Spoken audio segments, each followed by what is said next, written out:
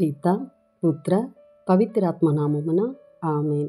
ఈరోజు ఫిబ్రవరి 8వ తారీఖు. మార్కు సువార్త 6వ అధ్యాయము 30వ వచనము నుండి 34వ వచనం వరకు. శిష్యులు యేసు వద్దకు వచ్చి తాము చేసిన పనులను బోధలను తెలియచేసిరి.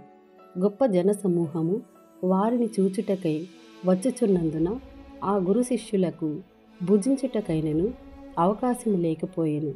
అందుచే ఆయన వారితో, మీరు ఏకాంత స్థలమునకు వచ్చి కొంత తడవు విశ్రాంతి తీసుకొనుడు అని చెప్పెను. అంతటా వారందరూ ఒక పడవనెక్కి సరస్సును దాటి ఒక నిర్జన స్థలమునకు వెళ్ళిరి. అయినను వారు వెళ్ళుచుండగా చూచి అనేకులు అన్ని దిక్కుల నుండి వారికంటే ముందుగా ఈ స్థలమునకు కాలినడకతో వచ్చి చేరిరి.